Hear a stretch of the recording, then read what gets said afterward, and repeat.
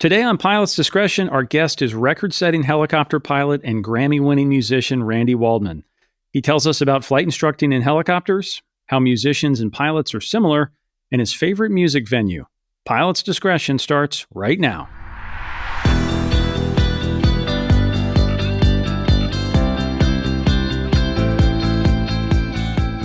Welcome, everyone. I'm John Zimmerman, and thanks for listening to Pilot's Discretion from Sporties. Remember to visit sporties.com/podcast for show links and complete archives, and send us an email with your comments or guest ideas, podcast@sporties.com. Today, I'm thrilled to have the jazz pilot, Randy Waldman, on the show. You may not know his name, but you almost certainly have heard his work. He's a prolific composer, conductor, and performer who has played with some of the biggest names in music, including Frank Sinatra, Stevie Wonder, Michael Jackson, and Beyonce.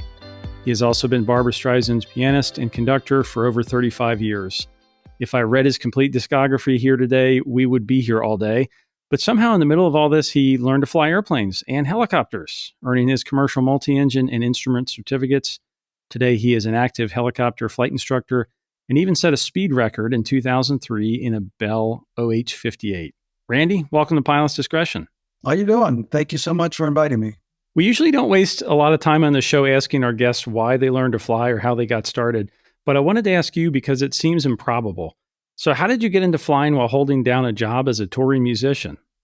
It was completely a fluke, not something I'd ever thought about or imagined. And I was just riding my bicycle one day with some friends, and I went past a radio-controlled airfield, and I saw some guys doing all these aerobatics with little model airplanes and helicopters. And I just thought it was fascinating. So I thought, maybe that'd be kind of a fun little hobby. So I walked up to this one guy who was doing loops and rolls. And I said, I'd love to learn how to do this. Do you teach this? Or is there somebody that teaches this? He goes, well, I don't really know anyone that teaches this. I'm an American Airlines pilot, but I could teach you how to fly a real airplane. And I'd never thought about it in my entire life. I went, oh, okay, I'll try that. And I took a lesson or two and I just got hooked. So I started with airplanes and really took to it. And at one point I figured, I should get my own airplane. So I bought a Mooney 201 and just flew constantly, flew everywhere. It was just a whole nother world. It was such a diversion because all I've ever done was music since I was a really young kid. And where did helicopters come into the picture there? The helicopters was another accident. We were doing a week performance at an arena with Barbra Streisand, somewhere in California, but it was far enough away from my house that we were put up in a hotel. And the whole orchestra, 60-piece orchestra, was in the hotel. We were getting ready to start this thing, and she got a cold. She got sick. So they said, we're sorry. And a lot of the orchestra members were from New York and all over the place. They said, well, we'll put you up. Barbara's sick. We don't know how long it's going to take till she's feeling better, but we'll put you up for the week. So we were in this big, beautiful hotel for a week with nothing to do. And I was looking out the window and I saw helicopters buzzing around. I thought, well, that might be fun. I'll go find out where they're flying and see what it's like to fly a helicopter. And I found it was at Long Beach Airport. I went in, took one lesson. As soon as we picked straight up from the ground without any forward movement, I went, oh, this is magical. And I was hooked. That was it.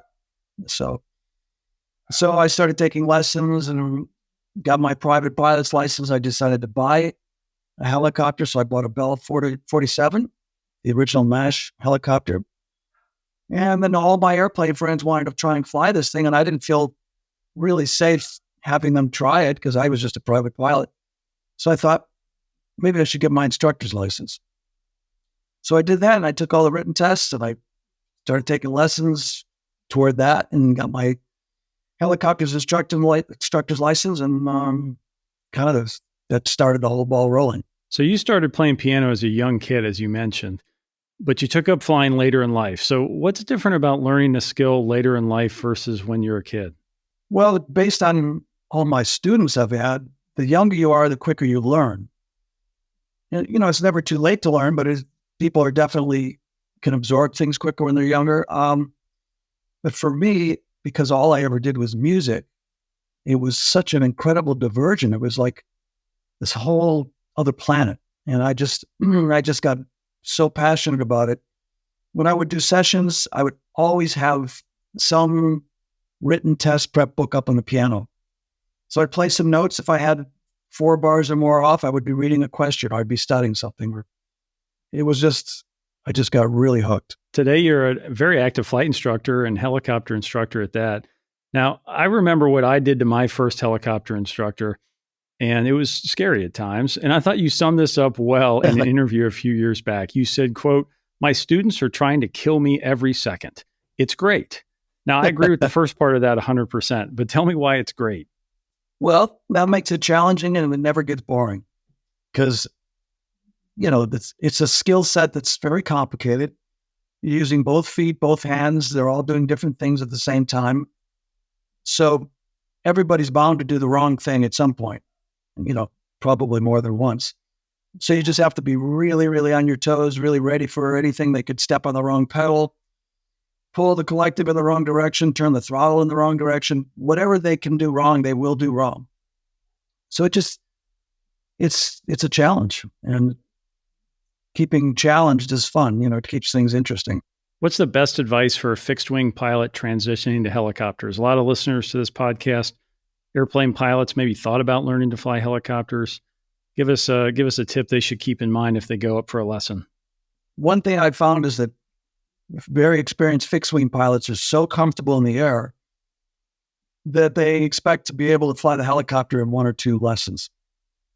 It's a completely different skill set. So all I could just say is don't get frustrated. It's like starting over. It's like learning from scratch, because I've had a lot of helicopter students that are experienced fixed wing pilots, airline pilots, corporate pilots.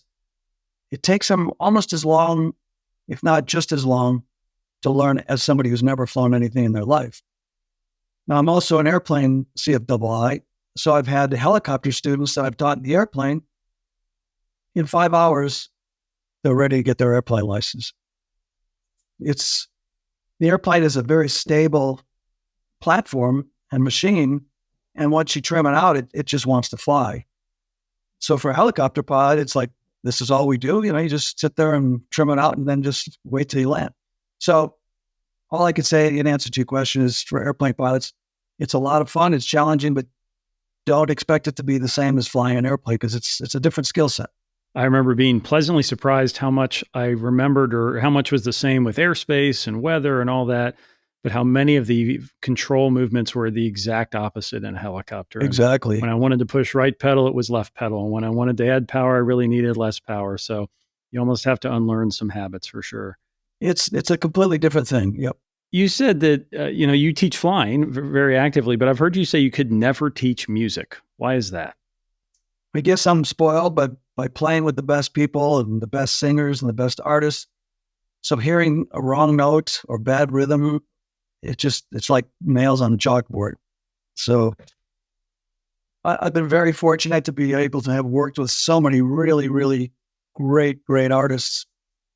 So I don't want to hear bad music ever. It's not pleasurable. Just because of so many great people, I get to play with the best, and I like to keep it that way. As you might have guessed by now, I have lots of questions about flying and music and how they might be alike or different. So here's one that I think about a lot, and I'll try to put it in music terms. So let's take Oscar Peterson, a musician who I love, great jazz pianist, and I've heard you talk about his playing too. To me, he has such a distinctive feel to the way he plays. It's not just about the notes, it's the phrasing, it's the energy, it's the style, whatever word you want to use. Do you think pilots have feel the way a great musician does? I do, absolutely. Some pilots can learn everything mechanically, and they're safe and they're good pilots. And other pilots just instantly feel every little nuance. They feel every little vibration. They're just part of the machine. And everybody has a different talent for something different. Some people are meant to do something. Other people, it's a lot harder to achieve the same thing. Some people can draw. Some people are great artists. Some people are musicians. Some people should never sing. Some people should never fly. Everyone's got a different talent, and they have to find their talent. So, you can see it in a pilot when they can really feel the machine, and they make subtle movements based on what they hear and what they feel. And other guys have no clue. They're kind of more like a bull in a china shop, but they still know what to do and they can still fly and they're still safe. But, there's different levels of expertise. Can you teach that feel, or is it just something you're born with? I think you can teach it to a point, but just like anything, music or art or learning languages, some people are born with one talent and not another. I can try and draw something and it's always going to look like a second grader drew it. I don't know how people can draw cartoons and, be incredible artists. And it's like, wow, it's like some magic button. It's like the hover button that some students accuse me of hitting when I'm hovering because they don't know what I'm doing differently than they are. Now, the advice I heard there is the same I heard about landing in the airplane. Keep your eyes focused far out. Don't look too close ahead. A lot of beginning pilots learning to land an airplane, they focus really close to the airplane when the pros look at the end of the runway. Same for a hover, right? Keep your eyes focused further away so you don't over control, I think is a great tip there. Every maneuver as you're getting near the ground is really difficult if you're staring close. And our eyes, our natural thing is to focus somewhere between 10 and 20 feet in front of us. So you've got to really consciously make it part of the maneuver as you're coming into the ground, whether it be a normal approach or an emergency procedure or auto rotation, whatever it is, you've got to make it part of your routine to go, okay, eyes further out. You've got to force yourself. So then you get a much bigger and better picture peripherally of everything, of your heading, your altitude, your speed. It really, really helps to look further up. So you're right. I find that the pilots who have the best feel tend to be the ones that notice things. A lot of times it's not even the fancy footwork or the skills. They're more self-aware. They're aware of what they're doing. They're aware of what the aircraft is doing. They notice small changes in sound or vibration or things like that. So sometimes a great first step is just to make a pilot be more aware of their surroundings. Well, the earlier helicopters that I taught in did not have a governor. So you were manually controlling the RPMs. Because I taught in the Bell 47, the Hiller 12C, the Enstrom. All these were old helicopters without a governor. And if you're staring at the gauges, you're going to hit something if you're near the ground because you need to be looking outside. So I would try and get the students to recognize any subtle change in the pitch of the sound. That's what I mean by the pitch of the rotors. And I would hold up a tuning program in my phone and say, look, this is an F sharp. If you hear it go, or that means your RPMs are changing. Don't look at the gauge, make an input. Then you can take a quick glance to verify what you've done. So people don't think of that sense, one of the senses we use. They don't often think that sound is one of them, but it's a really important one.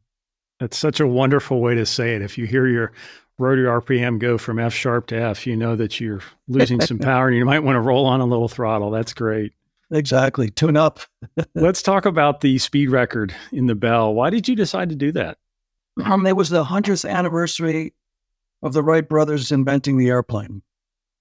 And I was talking to a guy, another aviator that I knew, and he said, we should do something special for this 100th anniversary. And we had access to this military jet ranger called an OH-58. And there's not many of those around anymore. And we thought, well, let's see if we can set a speed record because there's probably not many records that have been set by this helicopter because it's an older helicopter and it's military. So we picked a route and we filed the paperwork and we went and hit the timer and we coordinated it with the tower. And the second we touched down, they hit a timer and we timed it. And so now we're in a world record book, which we didn't go that fast, but nobody had done that flight in that aircraft. So until somebody breaks it, we hold the record. And where's the most interesting place you've landed a helicopter? Oh, almost everywhere I go. In most lessons, we're usually landing on riverbeds and mountaintops and all kinds of fun places. Just a couple of days ago, I think I told you earlier, it was kind of getting late in the day and the weather was starting to get bad. And I was flying with a friend in one helicopter and we were talking on the radio to a guy in another helicopter. And he said, why don't we stop for coffee somewhere? And I told the guy I was with, we don't have time to stop, find an airport restaurant and stop for coffee. It's going to start getting dark. And the visibility's getting bad. He goes, no, we're going to stop right here in the riverbed. We landed our 2 helicopters. He pulled out a chair, an unfolded little table, a little coffee machine with butane, and we just sat there on the riverbed having snacks, and it was pretty cool. That sounds pretty great. Randy, let's take a quick break, and when we come back, I have some more questions about music and flying. Sounds good. Earn all your pilot ratings and keep your flying skills sharp with Sporty's Pilot Training Plus. This all-inclusive membership unlocks Sporty's complete library of award-winning video courses, so you can learn anywhere you have your phone, tablet, or laptop. For one annual fee, you get access to over $1,500 in courses, a smart investment in your flying career. Plus, enjoy free shipping every day of the year at sportys.com and apply for one of our 3 annual flight training scholarships. Learn more at sportys.com/pilot training. Now, back to Pilot's Discretion. We are back with Randy Waldman, who once described his dreams as a musician this way. I wanted to be a studio musician. I just thought it was very cool to just be able to walk in and one day you're a jazz guy, the next day a country guy, and the next a rock and roll guy. I just love the diversity of the music and just trying to sound like the real deal no matter what they put you in front of. So maybe I'm stretching here, Randy, but that sounds a little bit like an airline pilot, right? You don't know the specific airplane you're going to fly. You don't know the other pilot probably you're going to fly with, but you show up to work and you go flying and the record is amazing. So are there lessons there from a studio musician that might apply to life as a pro pilot? Well, that's an interesting question. I mean, if you're a pilot, you're flying different aircraft, you need to know all those different aircraft well enough to be proficient and to be safe. And the same thing in music. If you walk in, you think you're kind of a jazz player and all of a sudden it's a country song.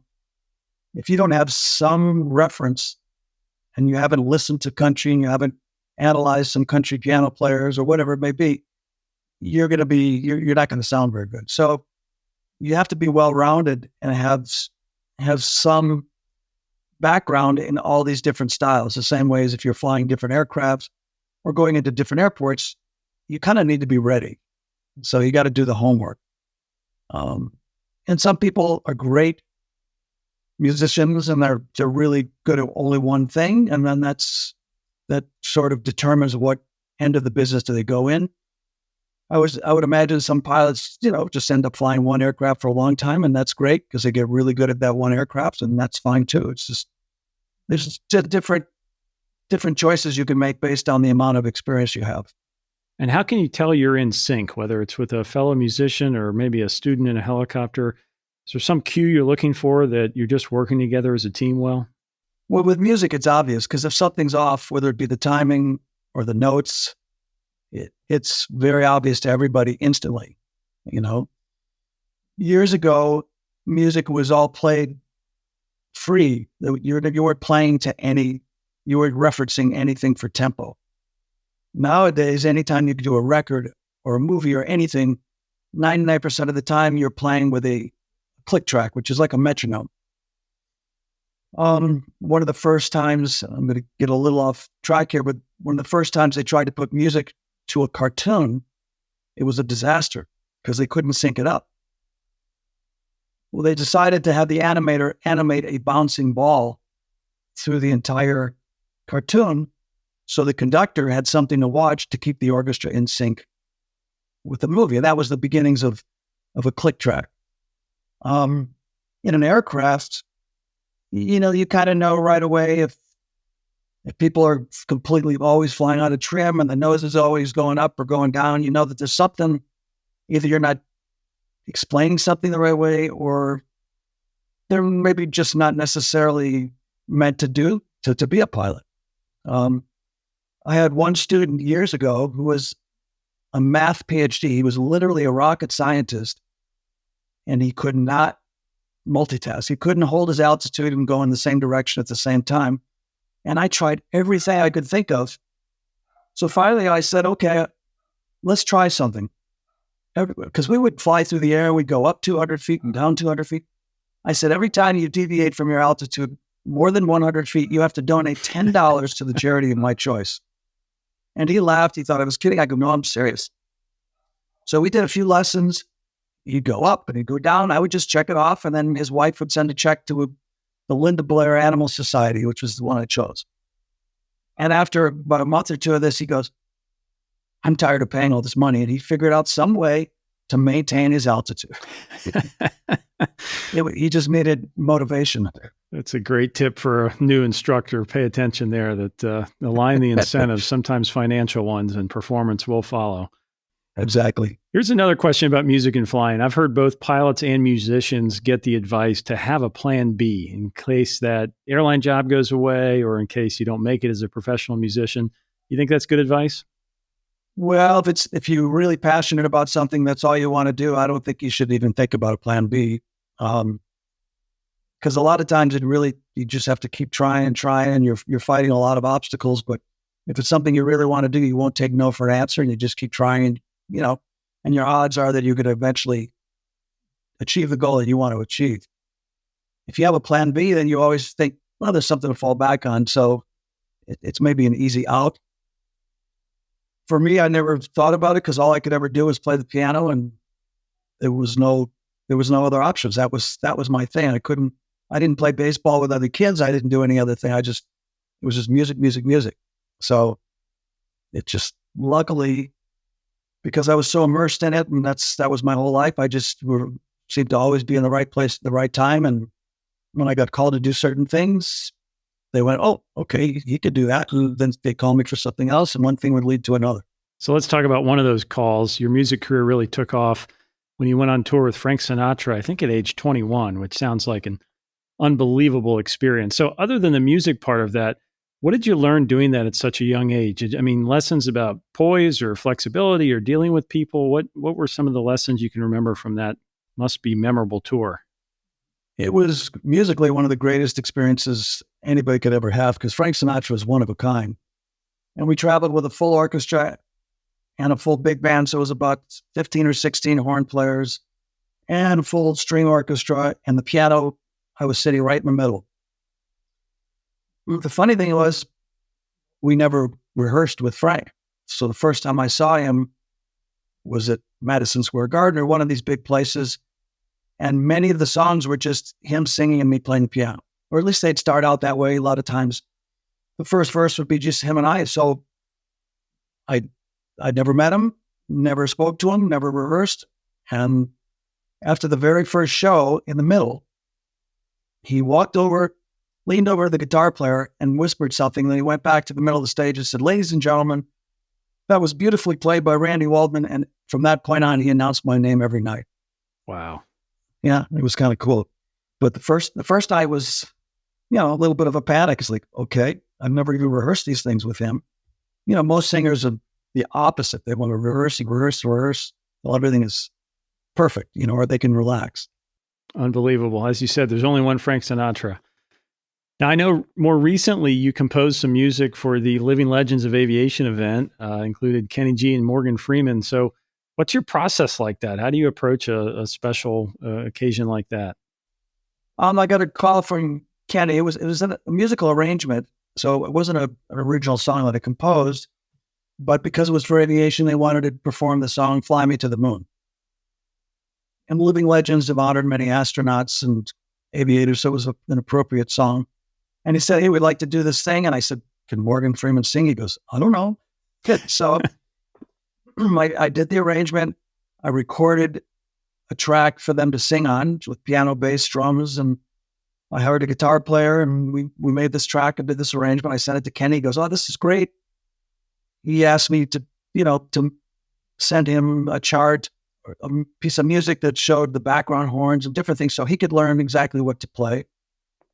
But that's another time when I don't think Morgan Freeman saw it or heard it until the night of the show, which was night before last, or 3 nights ago. And they did it. It was great. The audience loved it. It was very unexpected. All right, Randy, we always like to finish these episodes with a ready to copy segment. Okay. So I'll throw out some questions on a wide variety of topics and you give me your quick answer. Are you ready to copy? Oh, as ready as I can be, sure. What's the hardest part about flying in LA? Is it the airspace, the traffic, the weather? What's the most challenging? I would say the airspace, because there's so many overlapping airspaces because there's one airport after another after another. So when you're trying to teach a student, they have to be flying and changing frequencies constantly. And not only that, they have to know what to say, where to say it, and they have to know where they are before they can even call. So that, I think in a busy environment like this, that's probably the trickiest thing. Pick your turbine helicopter. Which would you rather fly, an A-Star or a Jet Ranger? A-Star. And why is that? I mean, A-Star's got more power. It could carry more weight. And the biggest thing, the Jet Ranger is great, but it's got that big wall between the front seats and the back seats. So when you're bringing passengers or friends, they're very removed and sort of like they're not with you. And if you leave something in the back seat, like chart, it's impossible to get. So the A-Star is just, it's more like a little club seating situation. It's just more connected. You don't have that wall separating you. If you could change one FAR when it comes to helicopter flying, what would it be? I think when you take the written test, I would say a good percentage of it is meaningless information you'll never use. I think they should spend more time on things regarding safety and things that you will use and things that you do need to know, instead of learning how to calculate the base of a cumulus cloud and all these other things that really aren't practical. What's your best piece of advice for a brand new flight instructor? Expect the unexpected, be ready for anything. Keep your hand close to the throttle, keep your hand close to the cyclic, and just know when you least expect it. And as soon as you start getting complacent, the student's going to do something that you really don't expect. So just be ready for it. More than once, I've had experienced airplane pilots let go of the controls of the helicopter because they're so used to the airplane being trimmed out. You can't let go of a helicopter, control, because it's just going to flop to one side or another, and then the helicopter is going to flip over. So with experienced fixed wing pilots, be ready for that and just realize that they're used to something completely different. What's more difficult, learning auto rotations in a helicopter or learning to improvise on a piano? That's a good question. Learning to auto rotate, even though it does take a certain amount of feel and a lot of practice to listen to the sounds and to feel the vibrations, to know when your RPMs are going up and down, that's something that you can learn. If somebody really wants to learn, they could practice. And if you have a good instructor, you really start picking up on all those subtleties. To improvise, I think you can learn to a certain extent, but if either you've got it or you don't. So many of the violinists and string players have come up to me through the years and said, how do you improvise? Because they just play what's on the written page, and they don't understand. They don't understand how you would begin to approach improvisation, and what notes you play and what notes you choose and why you choose to leave some out and why you don't. And so I think that's something that you kind of maybe have to have an innate talent for it to really be good at. Whereas the flying, if you really try, you have a good instructor and you've got the information, you can conquer it. Andre Previn, the great conductor and pianist, once described himself as a musician who played jazz rather than a jazz musician. And I have to say, that's how I feel about helicopters. I'm an airplane pilot first, and I learned to fly helicopters, and I've got about 500 hours in them, but I'm really not a true helicopter pilot. I'm an airplane pilot who happens to fly helicopters. How about you? Which side are you on? Are you an airplane pilot first or a helicopter pilot first? I started with airplanes, but once I found and discovered rotary flight, I was just so hooked that's what I've concentrated on the last 25 years or more. So I'm definitely and hard a helicopter pilot first. How about on the music side? Are you a musician who plays jazz or a jazz musician? Well, jazz, I would have to say I'm a jazz musician who can play a little bit of everything else. My first influence that I got hooked to was Louis Armstrong and music from the 20s and 30s, and that just really excited me when I was a kid. It's just been a steady growth from there. So jazz is in my DNA. And who is the best jazz musician most people have never heard of? Who should we go listen to right now that we don't know? Okay, I got one for you. If you've never heard of him, though. A trombone player named Bob McChesney, one of the greatest musicians, technician, improvisers, jazz players, classical player, one of the greatest musicians I've ever met. And because of the era he's grown up in, where people can't buy physical CDs and they don't buy physical anything, everything's streamed. It's really hard for somebody to make a career as a solo artist because you can't make money doing it because you can't really sell anything. Most music's listened to on streaming, and the artist and the composer and the arranger and the musicians, they don't get pretty much anything from streaming. So Bob McChesney, there's the answer to that question. Fantastic. Yeah. How about the best music venue you've ever played? Ooh, I love the Sydney Opera House is incredible. There's quite a few of these ancient ruins in Italy that are like old Colosseums where you picture the old lions, eating the Romans. I've worked at quite a few of those, and they're breathtaking. So I can't even tell you the names of them, but there's quite a few throughout Italy that are just amazing. And they're just sort of these eroded rocks that were at one time beautiful, arenas. Trying to think about, Royal Albert Hall in London. It's a really, really great place, and the sound is fantastic. Disney Hall in Los Angeles is another beautiful place. All right, our last question is always the same on Pilot's Discretion. You have one final flight, and we want to know, what are you flying and where are you going? Definitely going somewhere to eat, and I'd love to fly an A-Star to any good airport restaurant. Randy, thanks for being on the podcast. John, thank you so much. Appreciate it.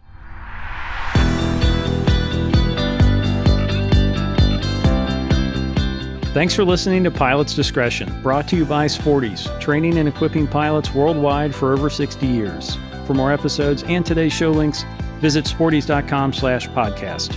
I'm John Zimmerman. We'll see you next time on Pilot's Discretion.